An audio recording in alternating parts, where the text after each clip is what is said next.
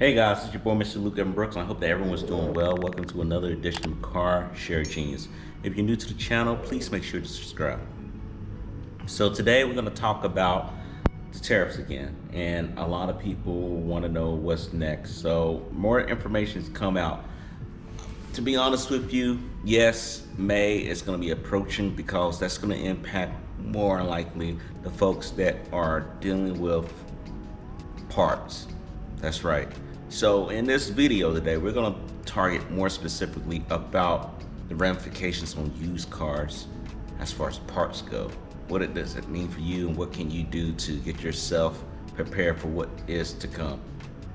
So with these parts coming in, this is what you're going to have to take in consideration. What does it mean, parts coming in? Like, hey, if you get the stuff being ordered, mostly we don't have stuff built in the United States like we used to. They're being shipped from overseas, in particular with China. And I just seen in an article not too long ago that China might charge us a 84% tariff hike. Now, nothing has been set in stone, but this is what they put out, coming all the way from Bangkok. And I know you guys from Bangkok, yeah, they were out there just throwing up the colors, as they say. But it's not a laughing matter. I think overall, I think this is a who's gonna blink first situation, because at the end of the day, it hurts everyone. If people are not buying from China, then China is gonna feel that hurt for a little bit. Not gonna go down. Just like if we're not doing the things that we're doing, we're gonna hurt for a little bit, but we'll come out of this situation. But going back to Turo hosts who have used cars like me, this is what I would do. I would tell you to shop around. You would need to look at other areas. If you need to get parts, that's where you go to eBay. When you go to eBay, you'll be able to look for your part too. Sometimes you can get a good deal. I bought many parts on eBay. There are companies that might have stockpiles stuff. Another thing that you can take in consideration is going to the junkyard. That's right, junkyard. Just because it's a junkyard doesn't mean that it's bad. This just means that you have availability to get a part that might be very, very cheap. So it's not the end for you. Now for new cars, this is not going to apply to you, right? Because if your car is a 2025 and you need a part, what are the chances of that vehicle having that part in the junkyard? Slim to none, pretty much. But a used car has been out for years. This is your opportunity. So I think, honestly, if you're using something like this, it's not going to mess you up where you're like, hey, I got to go find parts. Because I work with a mechanic, independent. He's okay with you bringing the part in. If you take it to Firestone, you take it to other nationwide mechanics, Meineke or whatever, and you say, I brought my part, they may not put it on there, not because they don't trust your part necessarily, is that they are in the business to make money off not just the part, but the labor all together and all this extra stuff that they point out in your car. You need this, you need that, blah, blah, and you have to use common sense.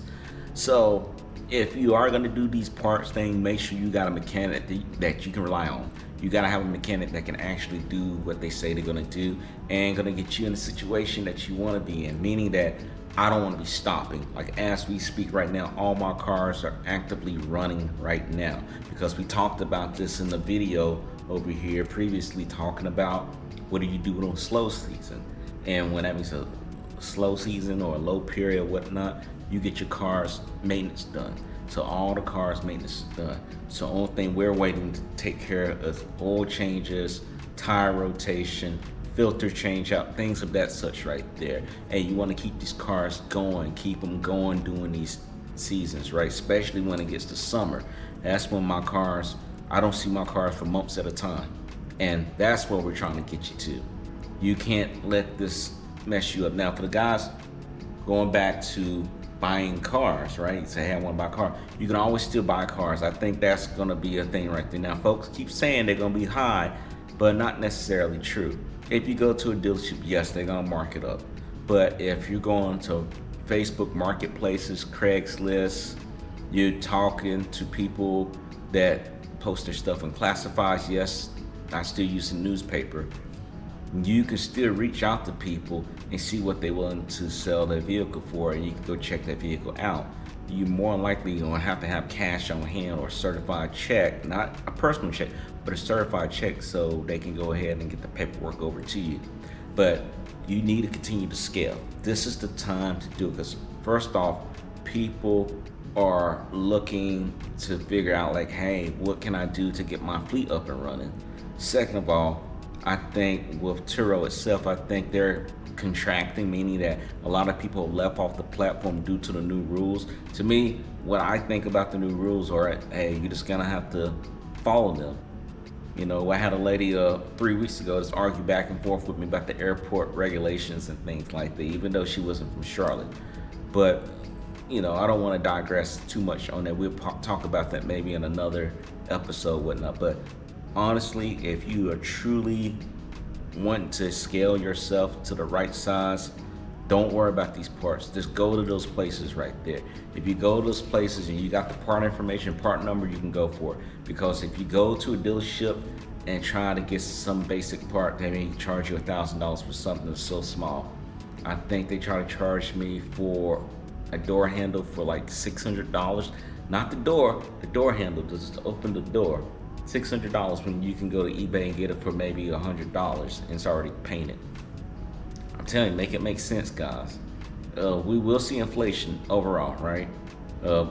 Looking at the gas prices, I wouldn't worry about too much about the gas prices either, because if you worry about that stuff, then you got other problems to worry about. You know, that's where you make sure your cars are topped off for your clients. Offer them some type of packages, meaning that you can do a prepaid gas package, which I always offer with my vehicles. That way, if they get it, they don't have to worry about gassing the car. I also use Fuel Man. And you'll say, what's that mean, Luke? Fuel Man is actually a business fleet card. This is what we talked about in my book, starting out on Turo, about having an LLC. If you have an LLC and you got lines of credit going through there or trade lines, you could qualify for a Fuel Man card. Always have that on hand. I'm not saying give that to your customer, but always have that on hand. So if you're looking to do some type of savings, or you're trying to cut back, you have to pay it in 30 days. So if you're like, hey, I can't be giving you money all the time, because for me, I don't have money laying around. I always have my money moving. So I use these different tools to make things happen. And I suggest that y'all do the same thing too. I'm gonna end on this final note, guys. If you really, really want to push through doing these tariffs that we're going through, this tariff war that we're experiencing, you can't listen to people who are going to be talking crazy about, oh, I'm getting out the business and I'm going to do this. I don't think it's worth it, because they're not making any sense.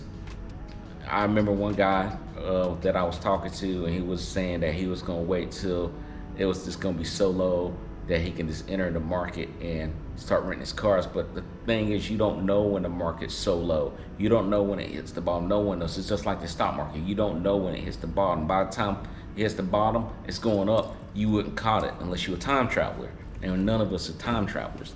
So just take that in mind when you are listening to people giving negative stuff. Now, I'm giving positive stuff, but check my stuff too.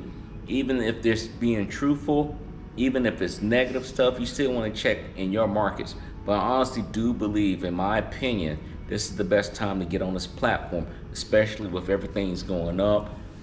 Opportunities alive for everyone. It's out there for everyone.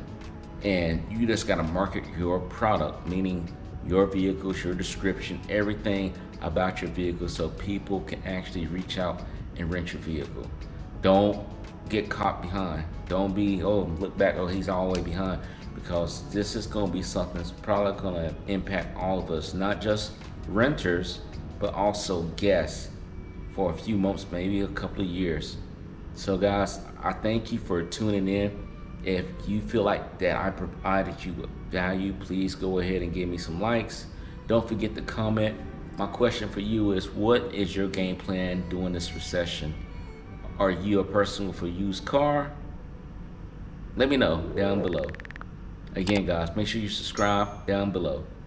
Again, guys, make sure you subscribe. I will see you later. I am gonna take me a little nap, enjoy myself, hot and bothering. Take care, guys.